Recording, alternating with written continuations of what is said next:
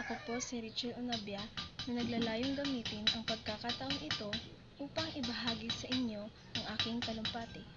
Sa panahon ngayon, tila hindi na mawawala ang internet sa ating pang-araw-araw na buhay. Ang internet ay nagiging bahagi na ng ating trabaho, edukasyon, komunikasyon at maging ng ating libangan. Ngunit, narito ako upang talakayin ang isang mahalagang tanong. Posible bang mabuhay nang walang internet? Sa akin pong palagay, posibleng mabuhay nang walang internet.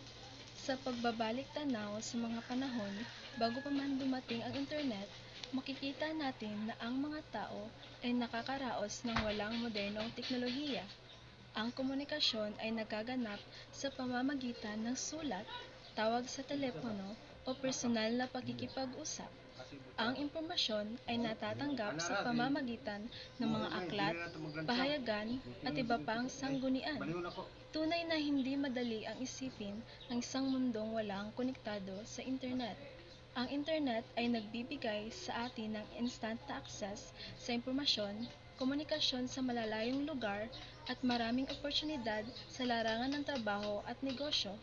Ngunit, tayo ba ay maaaring mabuhay nang wala ito?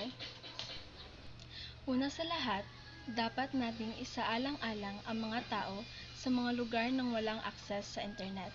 Sa maraming bahagi ng mundo, ang internet ay isang luxury lamang na hindi kayang maabot ng lahat. Ang mga tao sa mga lugar na ito ay nagiging masinop sa paggamit ng oras at mas nagiging malikhain sa kanilang pamumuhay. Sa pamamagitan ng pagiging walang internet, sila ay nagtataguyod ng pagkakaisa sa kanilang komunidad at mas higit na nagpapahalaga sa mga tradisyonal na gawi at kasanayan. Pangalawa, ang pagiging walang internet ay maaaring maging pagkakataon para sa atin na magbalik tanaw at magbalik loob sa mga tradisyonal na paraan ng pamumuhay.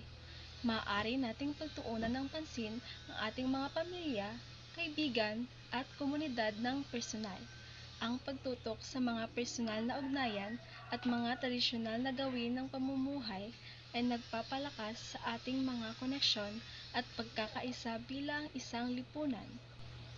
At higit sa lahat, ang pagiging walang internet ay maaaring maging hamon sa ating kaalaman at kasanayan. Sa halip na mag-rely sa instant na access sa impormasyon, maaari nating pagtuunan ng pansin ang pagbabasa ng mga aklat, pagsusulat at pagsasanay ng mga bagong kasanayan. Sa pamamagitan nito, maaari nating maging mas matatag at malikhain sa ating pag-unlad bilang individual at bilang isang lipunan. Ang pagiging walang internet ay nagbibigay sa atin ng pagkakataon na tunay na mapagpatibay ang ating mga kakayahan at maging handa sa mga hamon na maaaring dumating sa hinaharap. Sa pamamagitan ng pagiging walang internet, tayo ay napapalayo sa kultura ng instant gratification at mabilisang resulta. Sa halip, tayo ay hinahamon ng maging mas pasensyoso at mas determinado sa pagtatabaho para sa ating mga layunin. Ang proseso ng pagbabasa ng mga aklat, pagsusulat at pagsasanay ng mga bagong kasanayan ay nagtuturo sa atin ng disiplina at pagtiyatsaga. Ito ay nagbigay sa atin ng pagkakataon na masuri at pag-aralan ang mga konsepto at idea ng mas malalim na nagriresulta sa mas malawak na kaalaman at pang-unawa. Bukod dito, ang pagiging walang internet ay nagbibigay sa atin ng pagkakataon na magbukas ng bagong mga pintuan sa komunikasyon at ugnayan sa ating mga kapwa. Sa pagkakaroon ng mas maraming oras para sa personal na pakikisalamuha, mas nahuhubog natin ang ating kakayahan sa pakikitungo sa iba, pagtanggap sa pagkakaiba-iba, at pagpapahalaga sa iba't ibang pananaw. Ito ay nagbibigay daan sa mas malalim na koneksyon at pagkakanawaan sa ating kapwa-tao na nagtutulak sa atin na maging mas mapagbigay at empaktiko. Sa pangwakas, ang pagiging walang internet ay hindi lamang isang hamon, kundi isang pagkakataon para sa pag-unlad at pagbabago. Sa pamamagitan ng pagtutok sa mga tradisyonal na gawi ng pamumuhay, pagpapahalaga sa mga personal na ugnayan, at pagsusulong ng mga kasanayang pangkabuhayan, maaari nating matuklasan ang tunay na kakayahan at potensyal ng ating sarili at ng ating lipunan.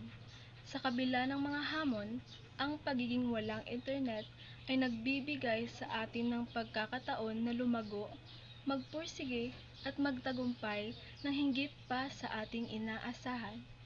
Sa pagkakaisa at determinasyon, tiwala akong kayang-kaya nating harapin at lampasan ang anumang hamon na dala ng kawalan ng internet.